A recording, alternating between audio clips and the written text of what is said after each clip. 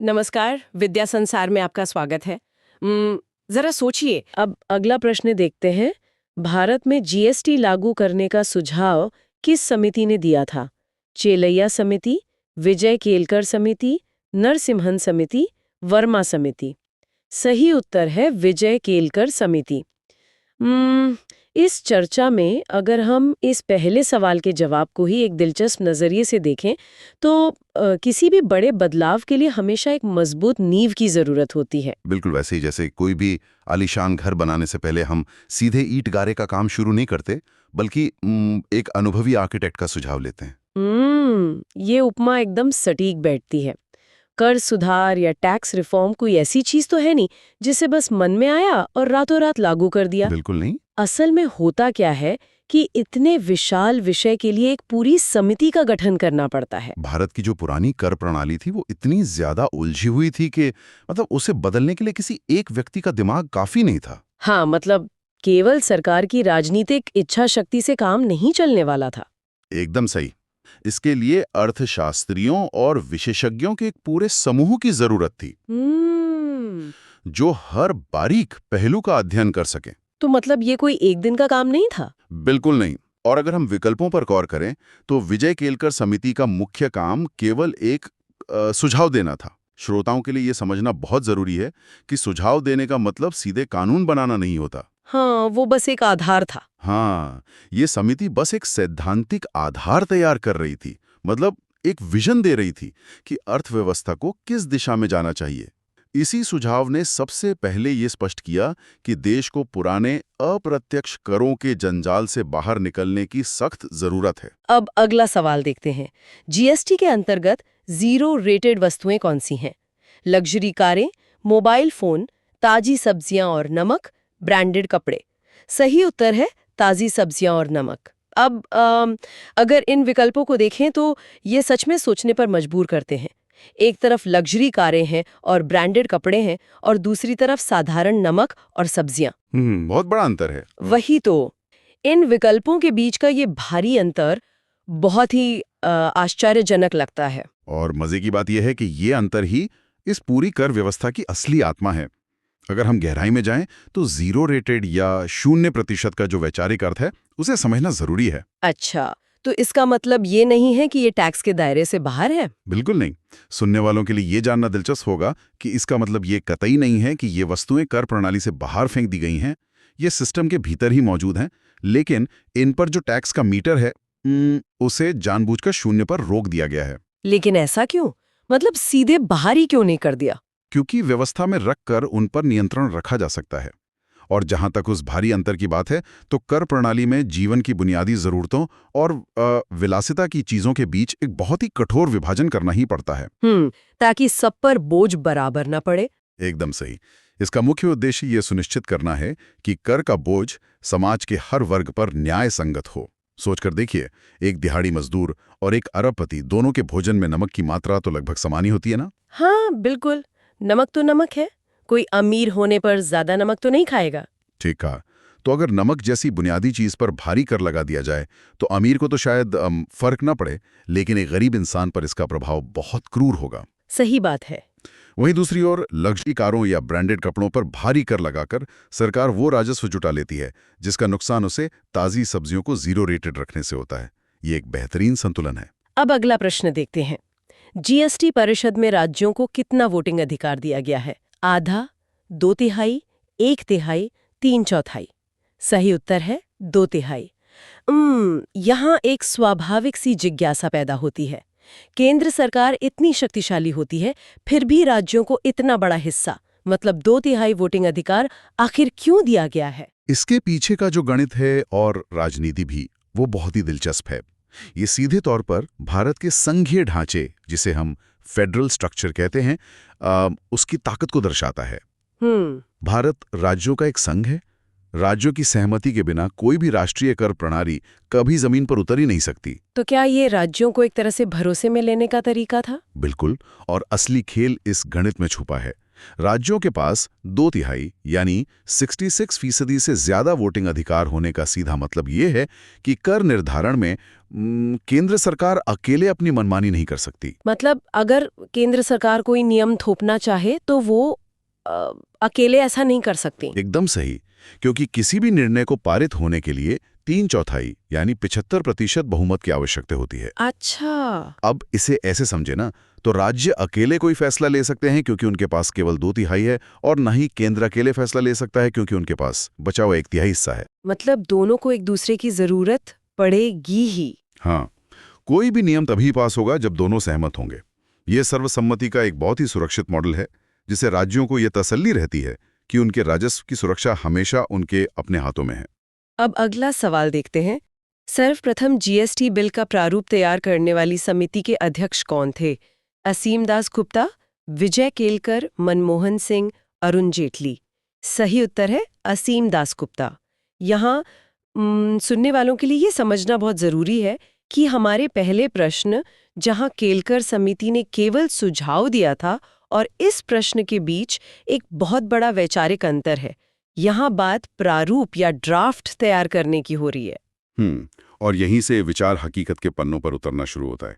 सुझाव देना और कानूनी प्रारूप तैयार करना दोनों बिल्कुल अलग अलग दुनिया है। हाँ, सुझाव तो बस एक दिशा दिखाता है। बिल्कुल, सुझाव दिशा दिखाता है, लेकिन प्रारूप उस दिशा में चलने का एक एक कदम तय करता है। वो पूरा नक्शा है। तो क्या हम कह सकते हैं कि प्रारूप तैयार करना ज्यादा मुश्किल काम है? बिना किसी शक के प्रारूप तैयार करने का मतलब है उन सभी जटिल नियमों, धाराओं और उपधाराओं को कागज पर उतारना जिन पर आगे चलकर वास्तविक कानून बनेगा। हर चीज को परिभाषित करना पड़ता होगा। हाँ, इसमें हर एक वस्तु, हर एक सेवा को परिभाषित करना होता है कि वो कर के दायरे में कैसे आएंगी। ये केवल अर्थशास्त्र की बात नहीं रह जाती, ये शुद्ध कानूनी वास्तुकला है। और शायद इसीलिए असीम दास गुप्ता जी को ये जिम्मेदारी दी गई। हाँ, अगर हम विकल्पों पर गौर करें तो ये स्पष्ट होता है कि प्रारूप तैयार करने के लिए एक ऐसी समिति की आवश्यकता थी जो राज्यों के दृष्टिकोण को बहुत गहराई से समझे। एक कच्चे ड्राफ्ट को तैयार करने में कई वर्ष लग जाते हैं, क्योंकि आपको एक ऐसा ढांचा बनाना है जो पूरे देश में लागू हो सके। अब अगला प्रश्न देखते हैं। भारत में जीएसटी का कौन सा मॉडल अपनाया गया है? एकल मॉडल, दोहरा मॉडल, त्रिकोणीय मॉडल, कोई नहीं। सही उत्तर है दोहरा मॉडल। अगर मैं इसे आसान भाषा में समझूं तो क्या हम कह सकते हैं कि ये बैंक के उस जॉइंट लॉकर की तरह है जहां 2 चाबियां लगती हैं? अरे वाह, ये हुक्मा बहुत अच्छी है। हाँ, मतलब एक चाबी केंद्र के पास है और दूसरी राज्य के पास, और वो लॉकर तभी खुलता है और संचालित होता है जब दोनों मिलकर अपनी अपनी चाबियां लगाते हैं। बिल्कुल, ये लॉकर वाली उपमा इस पूरी व्यवस्था को समझने के लिए बहुत कारगर है। इस दोहरे मॉडल का सीधा सा अर्थ है कि एक ही लेनदेन पर केंद्र और राज्य दोनों एक साथ कर लगाते हैं। अगर हम इसे उस सवाल से जोड़ें जहां हमने राज्यों के वोटिंग अधिकार की बात की थी, तो ये मॉडल असल में राज्यों को वित्तीय स्वतंत्रता देता है। लेकिन भारत जैसे देश में एकल मॉडल काम क्यों नहीं कर सकता? मतलब क्या वो ज्यादा आसान नहीं होता?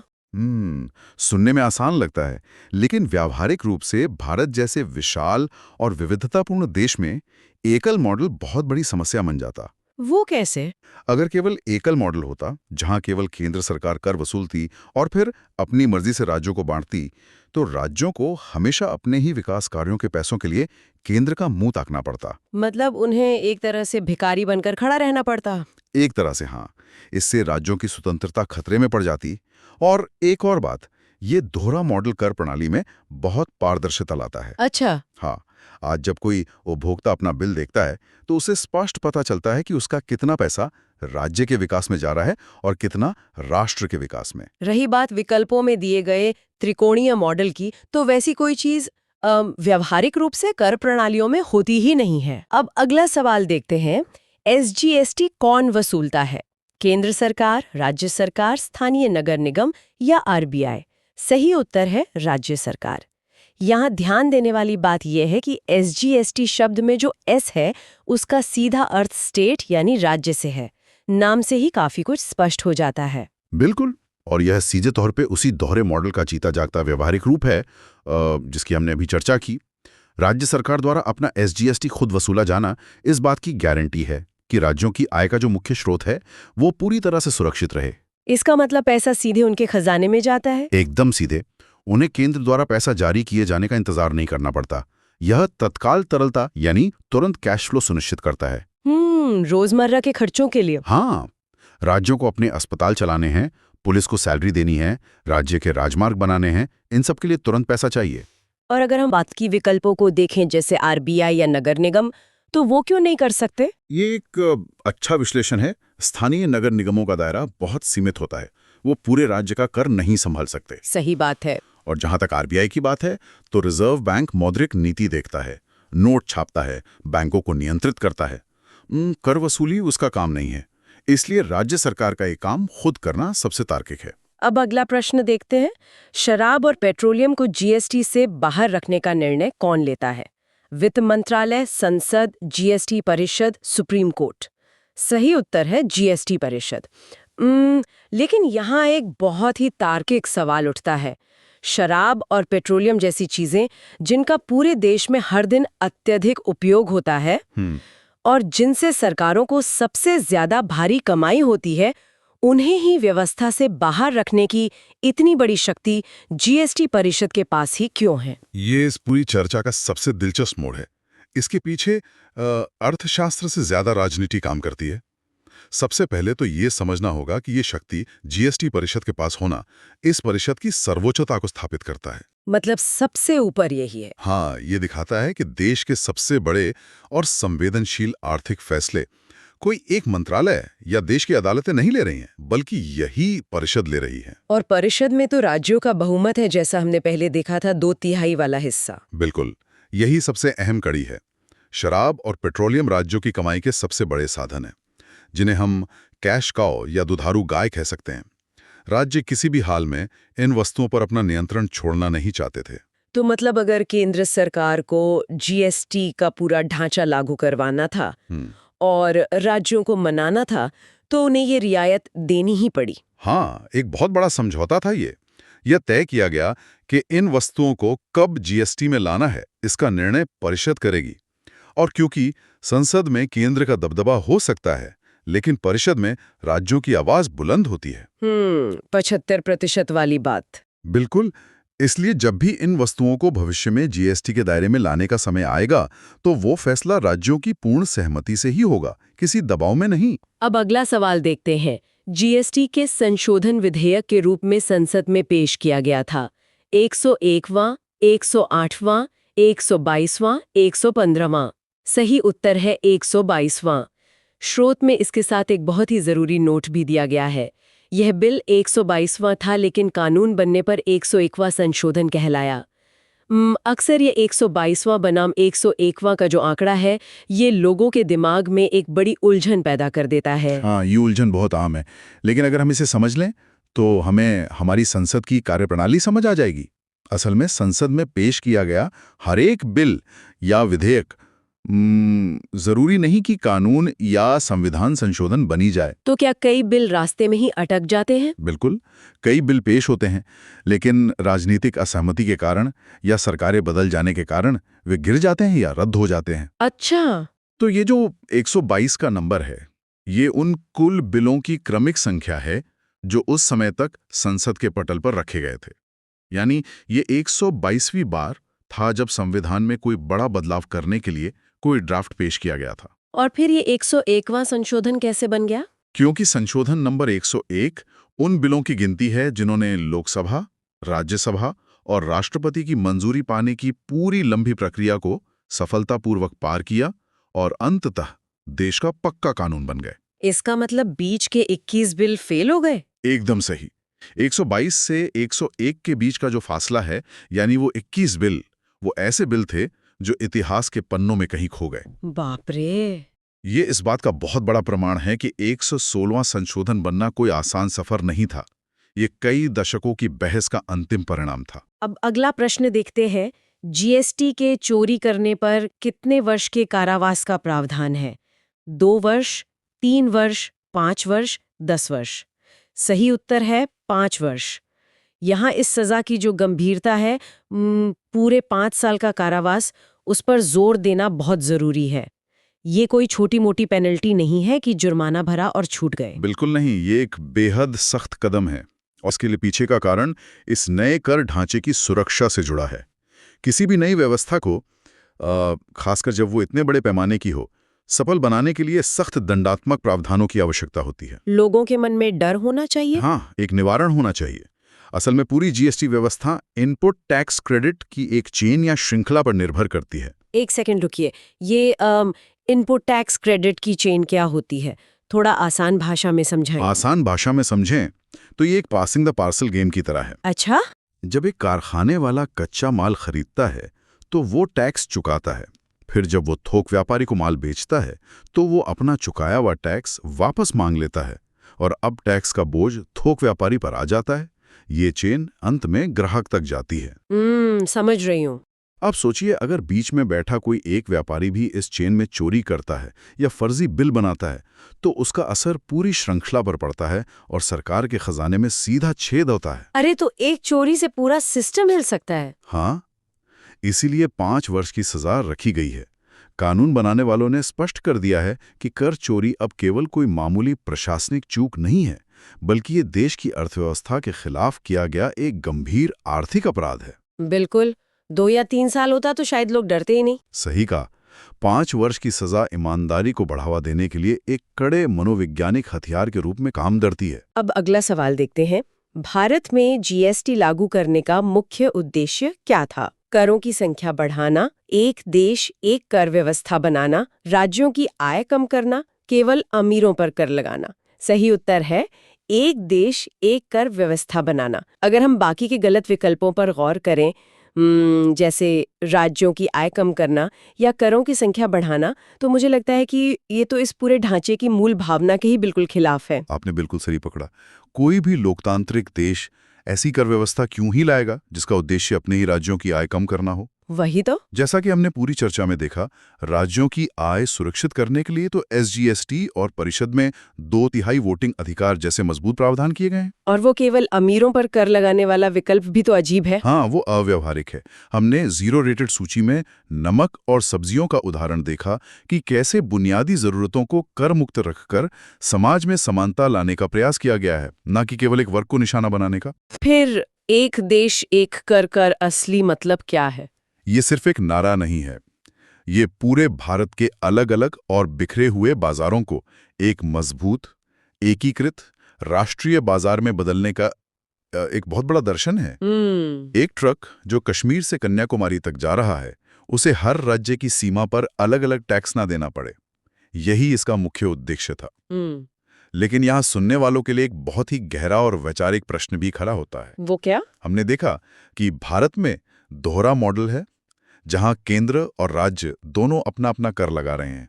हमने यह भी देखा कि शराब और पेट्रोलियम जैसी सबसे ज्यादा बिकने वाली चीजें इस एक कर व्यवस्था से पूरी तरह बाहर रखी गई हैं। हाँ, ये तो हमने अभी डिस्कस किया। तो ऐसे में इन तमाम अपवादों, शर्तों और दोहरी चाबियों वाले मॉडलों के बावजूद क्या हम वास्तव में उस अंतिम लक्ष्य तक पहुंच पाए हैं जहां पूरा देश बिना किसी रुकावट के एक ही आर्थिक धागे में पिरोया जा सके? या फिर एक देश एक कर आज भी सिर्फ एक ऐसी आदर्श मंजिल है जिसकी ओर हम अभी सिर्फ कदम ही बढ़ा रहे हैं? अब अगला प्रश्न देखते हैं। वेल्थ ऑफ नेशंस पुस्तक के लेखक कौन है? Karl Marx, Adam Smith, JM Keynes, Dadabhai Naoroji? इसका सही उत्तर है एडम स्मिथ। ये नाम तो मतलब अर्थशास्त्र की दुनिया में काफी मशहूर है। बिल्कुल। लेकिन मैं ये सोच रही थी कि 1776 में लिखी गई इतनी सदियों पुरानी ये किताब आज के समय की जो मॉडर्न फ्री मार्केट व्यवस्था है उसे समझने में कैसे मदद कर सकती है? उस दौर में तो अर्थव्यवस्था का ढांचा ही एकदम अलग था, है ना? देखिए, अर्थव्यवस्था का ढांचा अलग जरूर था और उसी ढांचे को तोड़ने का काम ना इस किताब ने किया था। एडम स्मिथ से पहले दुनिया में मर्केंटाइलिज्म यानी वणिकवाद का काफी बोलबाला था। अच्छा, मर्केंटाइलिज्म। हाँ, उस समय मतलब लोग ये मानते थे कि किसी भी देश की जो संपत्ति है वो इस बात से तय होती है कि उसके खजाने में सोना और चांदी कितना भरा हुआ है। ओहो, मतलब सिर्फ गोल्ड रिजर्व ही सब कुछ था। एग्जैक्टली। लेकिन स्मिथ ने इस पूरी धारणा को पलट दिया। उन्होंने तर्क दिया कि असली वेल्थ या संपत्ति ना देश का सोना नहीं है, अच्छा। बल्कि उस देश के लोगों की जो उत्पादन क्षमता है और उनका जो श्रम है, वो असली संपत्ति है। तो क्या यहीं से अर्थशास्त्र एक अलग विषय के रूप में सामने आया? क्योंकि पहले तो शायद इसे दर्शन या राजनीति का हिस्सा माना जाता था। बिल्कुल सही कहा। इसी पुस्तक ने अर्थशास्त्र को एक कह सकते हैं व्यवस्थित विज्ञान का रूप दिया। इसीलिए तो एडम स्मिथ को अर्थशास्त्र का पिता कहा जाता है। और इस किताब का जो सबसे क्रांतिकारी विचार था वो था अदृश्य हाथ, यानी इनविजिबल हैंड का सिद्धांत। इनविजिबल हैंड, ये काफी दिलचस्प लग रहा है। हाँ, स्मिथ ने समझाया कि जब बाजार में लोग अपने अपने व्यक्तिगत स्वार्थ या मतलब मुनाफे के लिए काम करते हैं ना, तो वे अनजाने में ही पूरे समाज के लिए एक बहुत कुशल व्यवस्था बना रहे होते हैं। लेकिन ये स्वार्थ वाली बात थोड़ी खटकती है मुझे। कैसे? मतलब अगर हर कोई सिर्फ अपना फायदा देखेगा तो क्या इससे समाज में शोषण नहीं बढ़ेगा? ये अदृश्य हाथ आखिर काम कैसे करता है? ये एक बहुत ही वाजिब सवाल है। इसे एक छोटे से उदाहरण से समझते हैं। देखिए, एक किसान या एक बेकर समाज सेवा के लिए सुबह उठकर काम नहीं करता है ना। सही बात है। उसे पैसे कमाने हैं, लेकिन बाजार में टिके रहने के लिए उसे अच्छी क्वालिटी का सामान सही दाम पर ही बेचना होगा। वरना ग्राहक किसी और के पास चले जाएंगे। बिल्कुल। इस प्रतिस्पर्धा के कारण अपने आप एक अदृश्य हाथ की तरफ बाजार में मांग और आपूर्ति संतुलित हो जाती है। अरे वाह। और समाज को बेहतर उत्पाद मिलते हैं। हालांकि ये ध्यान रखना जरूरी है कि स्मिथ सिर्फ लालच के समर्थक नहीं थे। अपनी एक दूसरी किताब थ्योरी ऑफ मॉरल सेंटिमेंट्स में उन्होंने स्पष्ट किया था कि एक स्वस्थ अर्थव्यवस्था के लिए इंसानों के भीतर सहानुभूति और नैतिकता का होना भी उतना ही जरूरी है। मतलब बाजार तभी काम करता है जब उसमें विश्वास हो। एग्जैक्टली। अब अगला सवाल देखते हैं।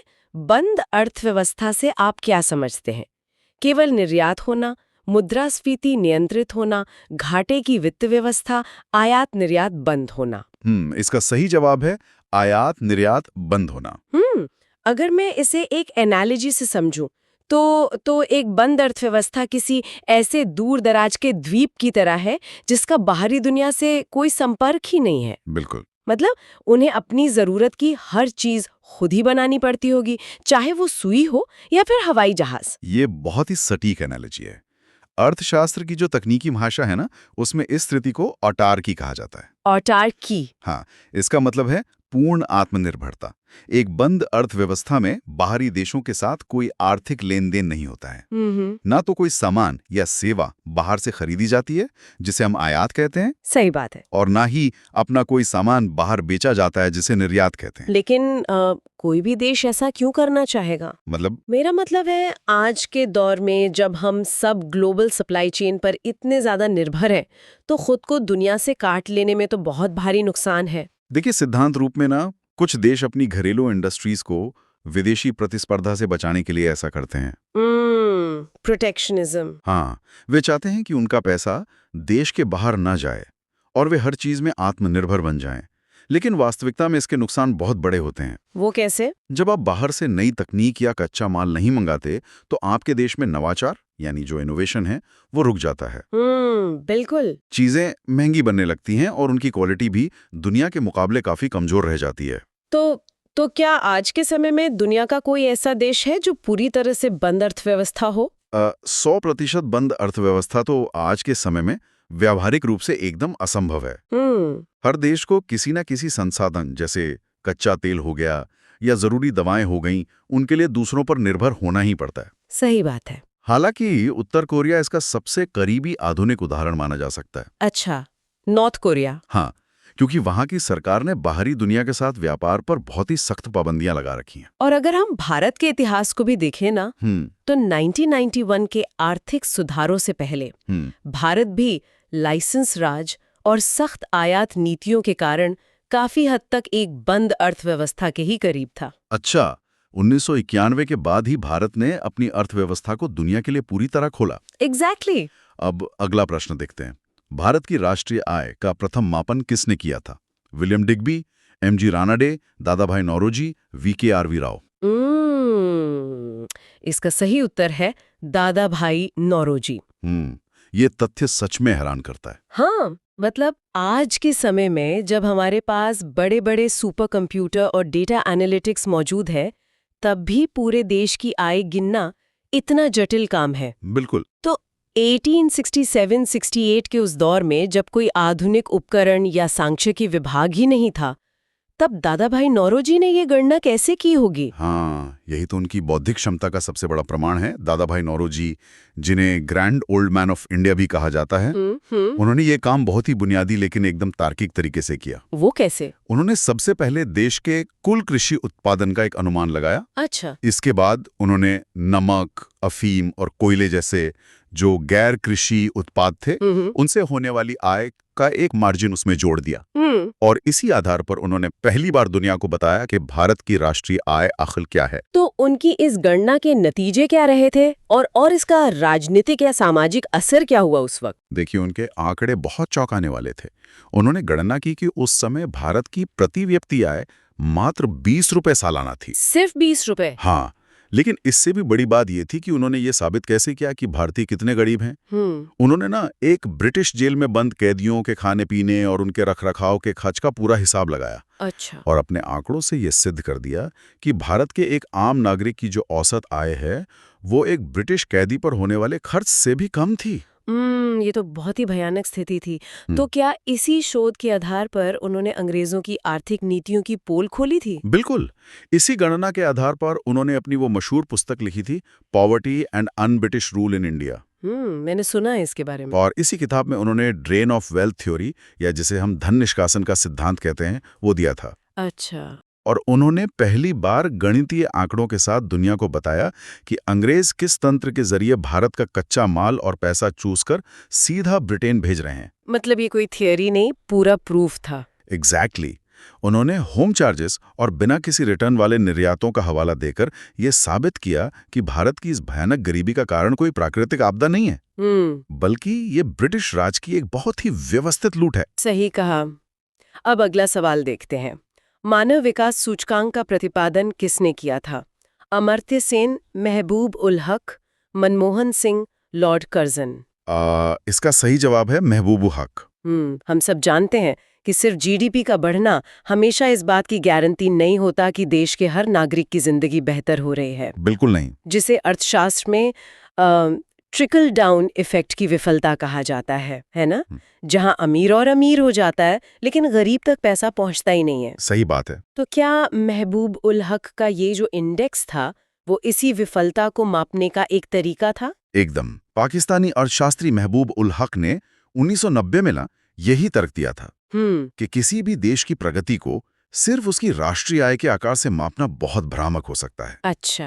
उन्होंने भारतीय नोबेल विजेता अमर्त्य सेन के साथ मिलकर ये पूरा ढांचा तैयार किया था। अमर्त्य सेन का जो कैपेबिलिटी अप्रोच या क्षमता दृष्टिकोण है, वो इसके बिल्कुल मूल में था। वो अप्रोच क्या कहता है? उनका मानना था कि पैसा अपने आप में कोई लक्ष्य नहीं है, वो सिर्फ एक साधन है।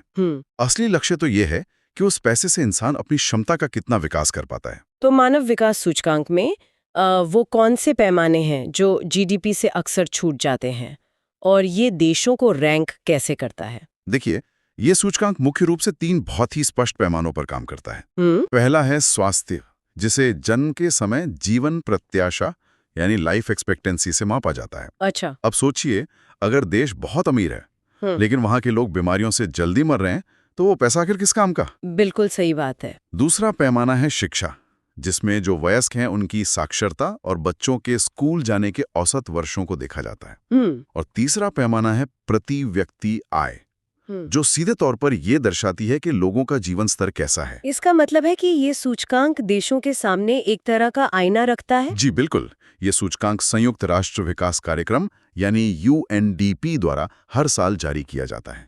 कई बार ऐसा देखा जाता है कि एक देश की जीडीपी बहुत विशाल होती है, लेकिन शिक्षा और स्वास्थ्य पर उन्होंने निवेश नहीं किया होता। अच्छा, तो उनका रैंक गिर जाता होगा। एग्जैक्टली। उनका HDI रैंक बहुत नीचे होता है।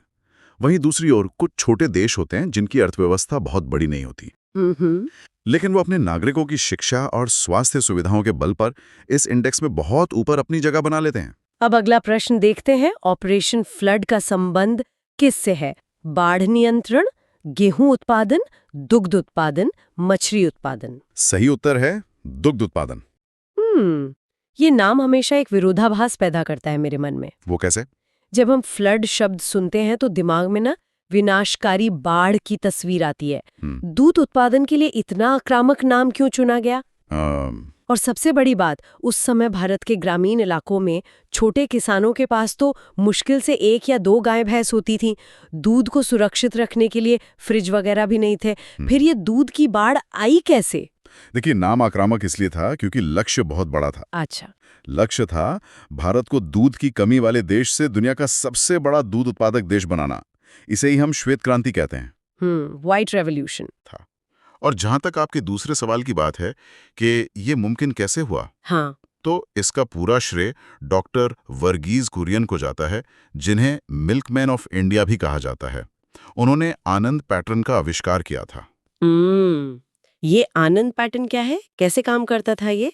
क्या इसमें जो बिचौलिए होते हैं उनको पूरी तरह से हटा दिया गया था? बिल्कुल।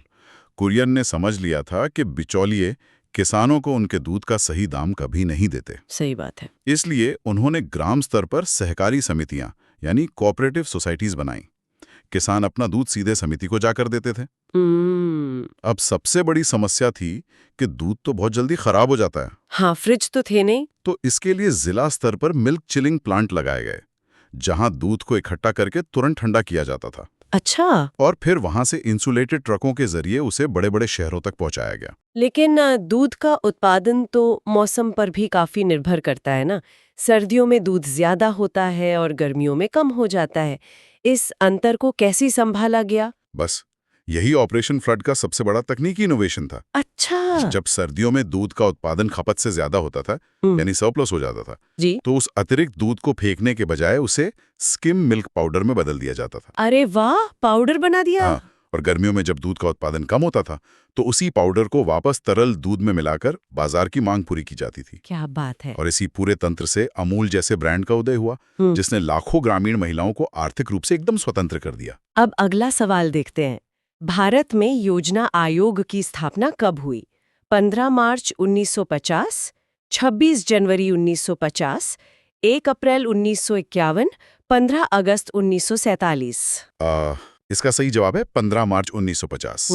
आजादी के ठीक बाद के उन शुरुआती सालों में जब देश के पास पैसा बहुत कम था। बिल्कुल, प्राथमिकताएं तय करना बहुत जरूरी था। इसीलिए एक थिंक टैंक और संसाधन आवंटन संस्था के रूप में इस योजना आयोग का गठन किया गया था। अच्छा। और ये ध्यान रखना बहुत जरूरी है कि योजना आयोग का जिक्र हमारे संविधान में कहीं भी नहीं है। अच्छा। हाँ, ये एक गैर संवैधानिक और गैर सांविधिक संस्था थी, जिसे सिर्फ सरकार के कार्यकारी प्रस्ताव द्वारा स्थापित किया गया था, और भारत के प्रधानमंत्री ही इसके पदेन अध्यक्ष होते थे।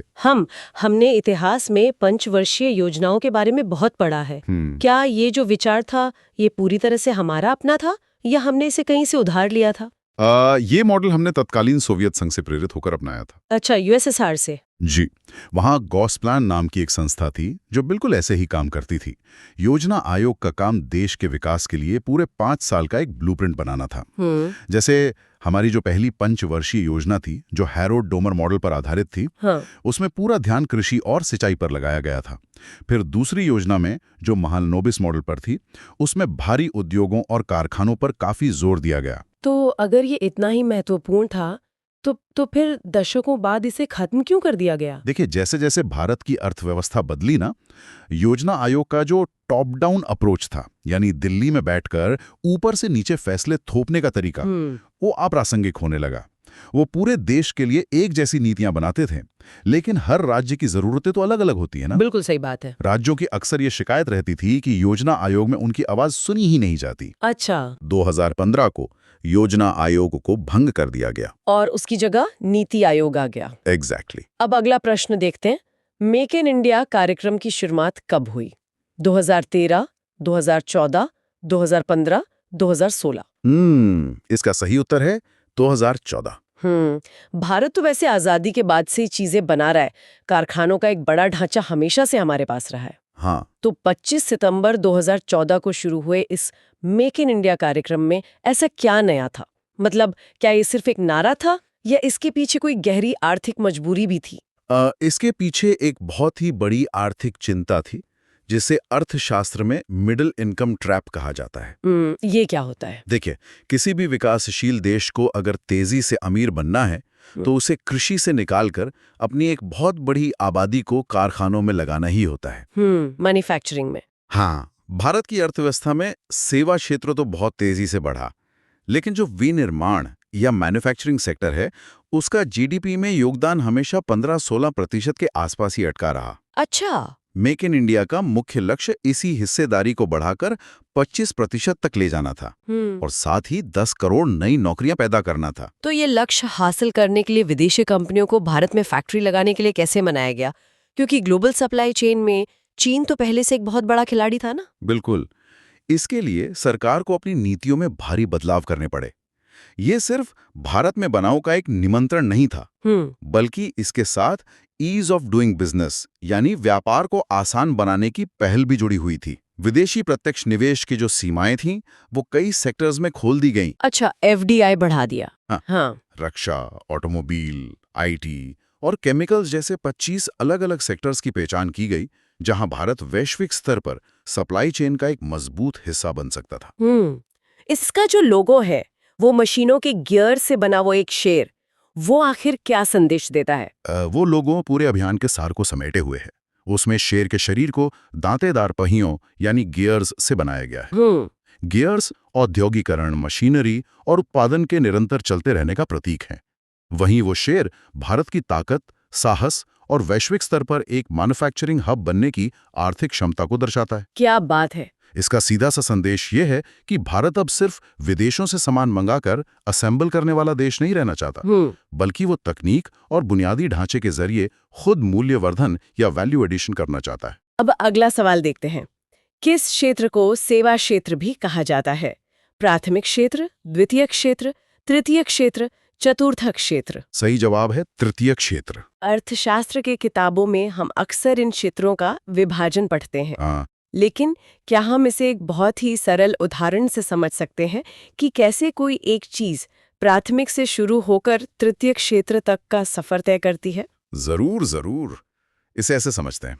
मान लीजिए एक किसान जमीन से कपास उगाता है। ठीक है। ये सीधा प्रकृति से जुड़ा काम है, इसलिए इसे हम प्राथमिक क्षेत्र या प्राइमरी सेक्टर कहते हैं, जिसमें कृषि, खनन या वानिकी आते हैं। अब वो कपास एक कारखाने में जाता है और वहां मशीनों से उसका कपड़ा बनता है।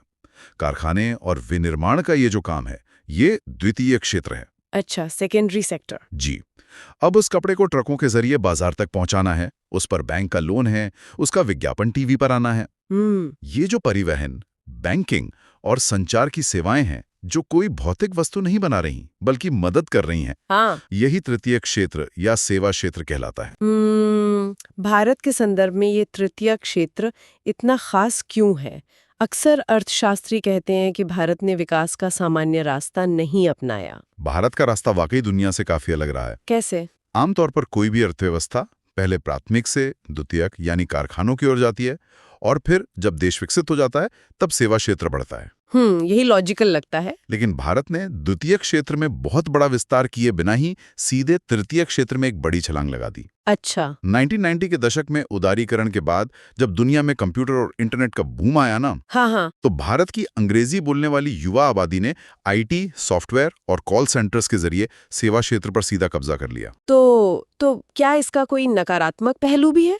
मतलब अगर सेवा क्षेत्र जीडीपी में 50% से ज्यादा योगदान दे रहा है, तो फिर चिंता की क्या बात है? सबसे बड़ी चिंता की बात है रोजगार। सेवा क्षेत्र जीडीपी में तो बहुत पैसा जोड़ता है, लेकिन ये उतने रोजगार पैदा नहीं करता जितनी एक फैक्ट्री करती है। अच्छा, जॉब्स कम है। एग्जैक्टली। एक आईटी कंपनी में कुछ हजार सॉफ्टवेयर इंजीनियर करोड़ों का रेवेन्यू बना सकते हैं, लेकिन देश के लाखों कम पढ़े लिखे युवाओं को रोजगार सिर्फ विनिर्माण या द्वितीय क्षेत्र ही दे सकता है। बिल्कुल सही।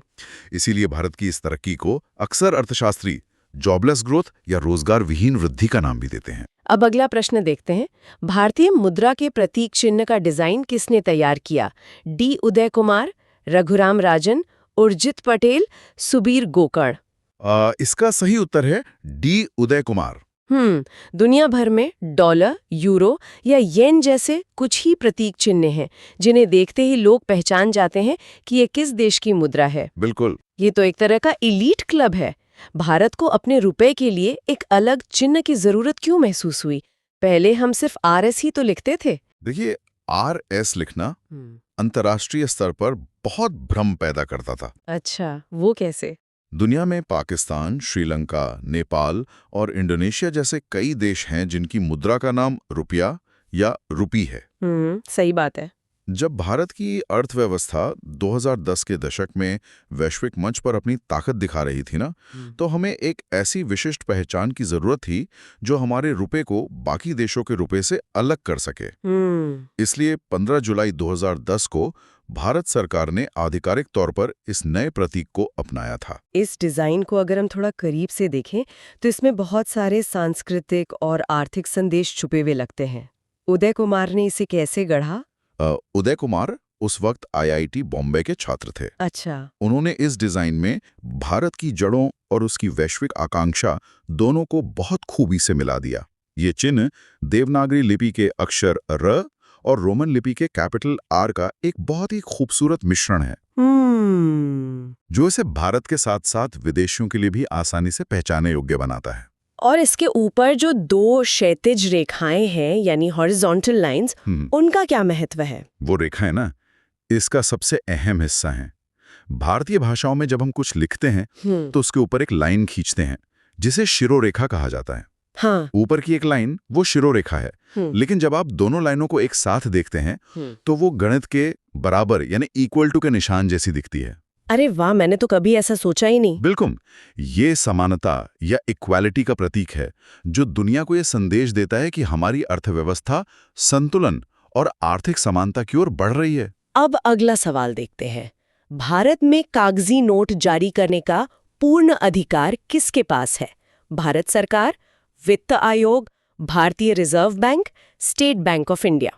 इसका सही जवाब है भारतीय रिजर्व बैंक। हमारे बटुए में जो ये रंग बिरंगे कागज के नोट रखे हैं, तकनीकी रूप से उनकी अपनी कोई कीमत तो होती नहीं है, वो सिर्फ एक कागज है। सही बात है। तो उस कागज के टुकड़े को पैसा बनाने की जो ताकत है वो रिजर्व बैंक के पास आखिर कहाँ से आती है? ये ताकत देश के कानून से आती है। भारतीय रिजर्व बैंक अधिनियम की धारा 22 के तहत देश में बैंक नोट जारी करने का एकमात्र और एकाधिकार रिजर्व बैंक के पास है। अच्छा, मतलब उनकी मोनोपोली है। जी, जब आप कोई भी नोट देखते हैं तो उसमें रिजर्व बैंक के गवर्नर का एक वादा लिखा होता है, मैं धारक को इतने रुपए अदा करने का वचन देता हूँ। प्रॉमिसरी नोट की तरह। एग्जैक्टली। यही वादा उस कागज को फिएट करेंसी बनाता है जिसे हम कानूनी निविदा या लीगल टेंडर मानते हैं। लेकिन यह एक पेंच है, क्या हर कागजी नोट रिजर्व बैंक ही जारी करता है? मतलब मैंने सुना है कि 1 रुपए के नोट का तंत्र कुछ अलग होता है। हाँ, ये एक बहुत ही रोचक वैधानिक अपवाद है। अच्छा। भारत में 1 रुपए का नोट और जितने भी सिक्के होते हैं ना, उन्हें जारी करने का अधिकार RBI के पास नहीं बल्कि भारत सरकार के वित्त मंत्रालय के पास होता है। वित्त मंत्रालय। इसलिए 1 रुपए के नोट पर आपको कभी RBI गवर्नर के हस्ताक्षर नहीं मिलेंगे। तो किसके होते हैं? उस पर भारत सरकार के वित्त सचिव के हस्ताक्षर होते हैं। 1 रुपए का नोट वास्तव में सरकार की देनदारी है, जबकि बाकी जो बड़े नोट हैं वो रिजर्व बैंक की देनदारी होते हैं। अगर RBI को नोट छापने का अधिकार है तो क्या वो सरकार का घाटा पूरा करने के लिए अपनी मर्जी से अनगिनत नोट छाप सकता है? इस पर रोक कैसे लगती है? अनगिनत नोट छापने से देश में हाइपर इन्फ्लेशन या अतिमुद्रास्फीति आ जाएगी और पैसे की कीमत एकदम शून्य हो जाएगी। इसी को रोकने के लिए 1956 से भारत में न्यूनतम आरक्षण प्रणाली या मिनिमम रिजर्व सिस्टम लागू है। ये सिस्टम क्या है? इसके तहत RBI को हमेशा अपने पास 200 करोड़ रुपए का एक रिजर्व या भंडार बनाए रखना होता है। अच्छा। इसमें से कम 115 करोड़ रुपए का असली सोना होना चाहिए और बाकी जो 85 करोड़ रुपए हैं वो विदेशी मुद्रा के रूप में होने चाहिए। लेकिन $1 ट्रिलियन से भी बड़ी अर्थव्यवस्था के लिए 200 करोड़ रुपए का रिजर्व तो ऊंट के मुंह में जीरे के समान है। फिर इस छोटे से रिजर्व का क्या फायदा? आप बिल्कुल सही कह रही हैं। गणितीय रूप से आज ये 200 करोड़ बहुत ही छोटी रकम है। पुराने जमाने में जब गोल्ड स्टैंडर्ड होता था तब जितने नोट छपते थे उतना ही सोना बैंक में रखना पड़ता था। हाँ। लेकिन आज की इस फिएट मनी व्यवस्था में ये 200 करोड़ रुपए का रिजर्व कोई 1:1 की बैकिंग नहीं है, बल्कि ये एक ऐतिहासिक और कह सकते हैं मनोवैज्ञानिक एंकर का काम करता है। एक साइकोलॉजिकल बैकिंग। बिल्कुल। ये जनता के मन में ये विश्वास बनाए रखता है कि मुद्रा पूरी तरह से हवा में नहीं छप रही है, बल्कि इसके पीछे एक न्यूनतम ठोस आधार मौजूद है। सही बात है। असल नियंत्रण इस रिजर्व से नहीं, बल्कि जो रिजर्व बैंक की मौद्रिक नीतियां हैं और बाजार में जो मुद्रा की मांग है, उसके आधार पर। इसी सफर की शुरुआत करते हैं। अब अगला सवाल देखते हैं। स्रोत में पूछा गया है, गरीबी हटाओ का नारा किस पंचवर्षीय योजना में दिया गया था? इसके विकल्प हैं दूसरी, चौथी, पांचवी, छठी। इसका सही जवाब है पांचवी पंचवर्षीय योजना। पांचवी योजना। तो इसका कार्यकाल 1974 से 1979 के बीच था, है ना? हाँ बिल्कुल। और इसके बारे में कुछ दिलचस्प तथ्य भी हैं। जैसे पहला तो यही कि ये योजना पूरी तरह से टॉप डाउन अप्रोच पर आधारित थी। मतलब नीतियां ऊपर बनेंगी और असर नीचे तक जाएगा, जो कि काफी हद तक सोवियत संघ के मॉडल से प्रेरित था। सही कहा। दूसरा अहम तथ्य यह है कि ये सिर्फ एक नारा नहीं था, बल्कि संसाधनों को मोड़ने का तरीका था। तत्कालीन प्रधानमंत्री इंदिरा गांधी के समय में ये लाया गया था। और तीसरा फैक्ट ये कि इसमें कृषि और रक्षा दोनों पर बहुत जोर दिया गया था, क्योंकि उस वक्त महंगाई बहुत ज्यादा थी। मतलब मुक्त बाजार पर भरोसा नहीं था, बल्कि सरकार का सीधा दखल था। हाँ, चौथा फैक्ट यही है कि उस दौर में माना जाता था कि गरीबी मिटाने के लिए राज्य का नियंत्रण सबसे जरूरी है। और पांचवा फैक्ट हम ये कह सकते हैं कि इसी योजना में न्यूनतम आवश्यकता कार्यक्रम भी शुरू किया गया था, ताकि लोगों को बुनियादी चीजें मिल सकें। एकदम सही। दिलचस्प है। अब अगला सवाल देखते हैं। भारत में गरीबी रेखा का निर्धारण कौन करता है? विकल्प हैं वित्त मंत्रालय, रिजर्व बैंक, नीति आयोग और जनगणना आयोग। इसका सही जवाब नीति आयोग है। अच्छा, तो योजना आयोग की जगह अब नीति आयोग ने ले ली है। बिल्कुल। और यहाँ कुछ बहुत जरूरी बातें समझने वाली हैं। पहला तथ्य ये है कि नीति आयोग का ये काम भावनाओं पर नहीं, बल्कि सख्त डेटा पर आधारित है। डेटा मतलब जैसे उपभोग खर्च या कंजम्पशन एक्सपेंडिचर। हाँ, यही दूसरा फैक्ट है। पहले सिर्फ कैलोरी गिनी जाती थी कि गांव में 2400 और शहर में 2100 कैलोरी मिल रही है या नहीं, लेकिन अब ऐसा नहीं है। तो अब क्या-क्या शामिल होता है इसमें? तीसरा तथ्य ये है कि अब शिक्षा, स्वास्थ्य और बुनियादी ढांचे तक पहुंच को भी गरीबी मापने का आधार माना जाता है, जिसे मल्टी डायमेंशनल पॉवर्टी कहते हैं। चौथा फैक्ट है कि नीति आयोग इसके लिए अलग-अलग कमेटियों जैसे तेंदुलकर कमेटी या रंगराजन कमेटी की सिफारिशों का इस्तेमाल करता है। और पांचवा फैक्ट शायद ये होगा कि इसी डेटा से तय होता है कि सरकारी सब्सिडी किसे मिलेगी। एकदम सही। सही डेटा मतलब सही लोगों तक सरकारी योजनाओं की पहुंच। सही है। अब अगला सवाल देखते हैं। भारत में पहली बार बैंकों का राष्ट्रीयकरण कब हुआ? विकल्प हैं 1950, 1960, 1969, 1980। इसका सही उत्तर 1969 है। 1969 में। लेकिन बैंकों पर इतना कड़ा नियंत्रण क्यों? इसके पीछे कई बड़े कारण थे। पहला तथ्य ये कि 1969 में एक साथ 14 बड़े निजी बैंकों का राष्ट्रीयकरण किया गया था। 14 बैंक एक साथ? हाँ। दूसरा तथ्य ये है कि उस समय ज्यादातर बैंक बड़े औद्योगिक घरानों के हाथ में थे। मतलब सारा पैसा सिर्फ बड़े शहरों और फैक्ट्रियों में जा रहा था। और गांव के किसान या छोटे उद्योगों को कुछ नहीं मिल रहा था? बिल्कुल। तीसरा फैक्ट यही है कि राष्ट्रीयकरण का मुख्य उद्देश्य वित्तीय समावेशन यानी फाइनेंशियल इंक्लूजन था, ताकि ग्रामीण इलाकों में बैंकों की शाखाएं खुल सकें। चौथा अहम तथ्य ये है कि इसी कदम के बाद प्रायोरिटी सेक्टर लेंडिंग की शुरुआत हुई। मतलब प्राथमिकता वाले क्षेत्रों जैसे कृषि को जबरदन कर्ज देना। हाँ, और पांचवा फैक्ट ये है कि इसने अर्थव्यवस्था को पूरी तरह से सरकार की मुट्ठी में कर दिया, जो उस वक्त की राजनीतिक और आर्थिक जरूरत मानी गई थी। लेकिन क्या कोई ऐसा मॉडल था जो बीच का रास्ता निकाल सके? अब अगला सवाल देखते हैं। मिश्रित अर्थव्यवस्था को अपनाने वाला पहला देश कौन सा था? विकल्प हैं भारत, फ्रांस, अमेरिका और चीन। इसका सही ऐतिहासिक उत्तर फ्रांस है। फ्रांस? मुझे हमेशा लगता था कि मिक्स्ड इकोनॉमी शायद भारत की ही देन है। यह बहुत आम गलतफहमी है। इससे जुड़े कुछ रोचक तथ्य देखते हैं। पहला ये कि यह द्वितीय विश्व युद्ध के ठीक बाद के दौर की बात है, जब दुनिया अमेरिका के पूंजीवाद और सोवियत संघ के साम्यवाद के बीच बटी हुई थी। बिल्कुल। दूसरा तथ्य ये है कि फ्रांस ने महसूस किया कि युद्ध के बाद देश के पुनर्निर्माण के लिए कुछ भारी उद्योगों पर सरकार का नियंत्रण होना जरूरी है, जैसे रेलवे और ऊर्जा। हाँ। तीसरा फैक्ट ये है कि उन्होंने छोटे व्यापारों और उपभोक्ता वस्तुओं को निजी क्षेत्र के लिए खुला छोड़ दिया। यानी दोनों का सह अस्तित्व। एकदम सही। चौथा तथ्य ये है कि भारत ने अपनी आज़ादी के बाद इसी फ्रांसीसी मॉडल से प्रेरणा लेकर मिश्रित अर्थव्यवस्था अपनाई। और पांचवा फैक्ट यह है कि ये मॉडल समय के साथ बदलता रहता है, कभी झुकाव सरकार की तरफ तो कभी निजी क्षेत्र की तरफ। हाँ, बिल्कुल ऐसा ही है। और हमारे यहाँ ये झुकाव 1991 में पूरी तरह बदल गया। अब अगला सवाल देखते हैं। भारत में आर्थिक सुधार किस वर्ष शुरू हुए? विकल्प है 1985, 1991, 1995 और 2000। सही उत्तर 1991 है। 1991 के सुधार, ये तो हमारी अर्थव्यवस्था का सबसे बड़ा टर्निंग पॉइंट है। इसमें कोई शक नहीं। पहला तथ्य यह है कि ये बदलाव कोई स्वेच्छा से नहीं, बल्कि एक गहरे भुगतान संतुलन या बैलेंस ऑफ पेमेंट संकट के कारण हुआ था। हाँ, मैंने पढ़ा है कि हमारे पास विदेशी मुद्रा भंडार लगभग खत्म हो गया था। यही दूसरा तथ्य है। हमारे पास सिर्फ अगले 2 या 3 हफ्तों के आयात का बिल चुकाने भर का ही डॉलर बचा था। बाप रे, सिर्फ 2-3 हफ्ते? हाँ। तीसरा फैक्ट ये है कि इस संकट से निकलने के लिए भारत को अंतर्राष्ट्रीय मुद्रा कोष यानी IMF से कर्ज लेना पड़ा और उन्होंने अपनी कड़ी शर्तें रखीं। और उन्हीं शर्तों के कारण हमें अर्थव्यवस्था खोलनी पड़ी, जिसे LPG मॉडल कहते हैं। बिल्कुल। चौथा तथ्य यही है, लिबरलाइजेशन, प्राइवेटाइजेशन और ग्लोबलाइजेशन। और पांचवा फैक्ट ये है कि इसी साल उस मशहूर लाइसेंस राज का अंत हुआ जिसने उद्योगों की रफ्तार रोक रखी थी। और इसी वैश्वीकरण ने पूरी दुनिया को बदल दिया। अब अगला सवाल देखते हैं। वैश्वीकरण का अर्थ क्या है?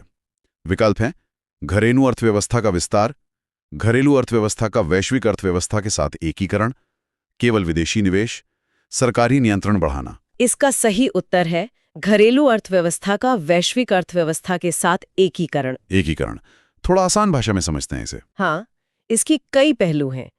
पहला तथ्य ये है कि इसका मतलब सिर्फ विदेशी सामान का आना नहीं है, बल्कि पूंजी, तकनीक और मानव श्रम का सीमाओं के आर पार बिना रुकावट के बहना है। मतलब सप्लाई चेन पूरी तरह से जुड़ जाती है। बिल्कुल। दूसरा फैक्ट ये है कि इसी एकीकरण के कारण अगर दुनिया के किसी एक हिस्से में कच्चे तेल के दाम बढ़ते हैं तो हमारे यहाँ पेट्रोल तुरंत महंगा हो जाता है। हम एक वैश्विक मशीन का पुर्जा बन जाते हैं। सही कहा।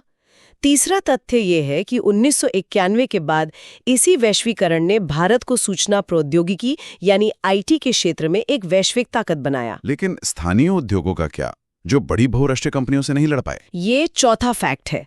वैश्वीकरण ने निश्चित रूप से कई छोटे उद्योगों को भारी नुकसान पहुंचाया जो नई तकनीक के साथ तालमेल नहीं बिठा पाए। लेकिन पांचवा तथ्य ये भी है कि इसने उपभोक्ताओं को सस्ते और बेहतर गुणवत्ता वाले उत्पाद दिए। हाँ, हर चीज के 2 पहलू हैं। WTO, ADB। सही उत्तर है IBRD। IBRD मतलब international bank for reconstruction and development. बिल्कुल। इसके बारे में पहला तथ्य ये है कि विश्व बैंक और IMF दोनों ही द्वितीय विश्व युद्ध के बाद 1944 के ब्रेटन वुड्स सम्मेलन में बनाए गए थे। तो फिर दोनों में फर्क क्या है? दोनों तो कर्ज ही देते हैं ना। यही दूसरा फैक्ट है। IMF तब काम आता है जब किसी देश के पास विदेशी लेन-देन के लिए पैसा खत्म हो जाता है, जैसे भारत के साथ 1991 में हुआ था। ये शॉर्ट टर्म स्टेबिलिटी के लिए है। और विश्व बैंक या IBRD? तीसरा तथ्य ये है कि IBRD लंबी अवधि के विकास पर ध्यान देता है। अगर आपको हाईवे बनाने हैं या बांध बनाने हैं तो ये कर्ज देता है। अच्छा, तो ये ढांचागत विकास के लिए है। हाँ। चौथा फैक्ट ये है कि ये मुख्य रूप से विकासशील देशों को वैश्विक बाजार के लिए तैयार करने का काम करता है। और पांचवा फैक्ट शायद यह है कि ये सिर्फ पैसा ही नहीं, बल्कि तकनीकी सहायता और नीतिगत सलाह भी देता है। एकदम सही। चलिए अब अपने देश के बाजारों में लौटते हैं। अब अगला सवाल देखते हैं। भारत का सबसे पुराना स्टॉक एक्सचेंज कौन सा है? विकल्प हैं NSE, BSE, MCX, Delhi stock exchange. इसका उत्तर है BSE यानी बॉम्बे स्टॉक एक्सचेंज। BSE, मुझे लगता है बहुत से लोग सोचते होंगे कि शेयर बाजार तो 90 के दशक में ही आया होगा। ये बहुत बड़ी गलतफहमी है। पहला तथ्य ये है कि BSE की स्थापना 1875 में हुई थी। ये एशिया का सबसे पुराना स्टॉक एक्सचेंज है। 1875 मतलब आजादी से भी बहुत पहले। हाँ। दूसरा रोचक तथ्य ये है कि शुरुआत में दलाल मुंबई में एक बरगद के पेड़ के नीचे बैठकर शेयर्स का लेन देन करते थे। बाद में वो जगह दलाल स्ट्रीट कहलाई। क्या बात है। तीसरा फैक्ट ये है कि ये दिखाता है कि भारत में उद्यम और पूंजी जुटाने की संस्कृति बहुत पुरानी है।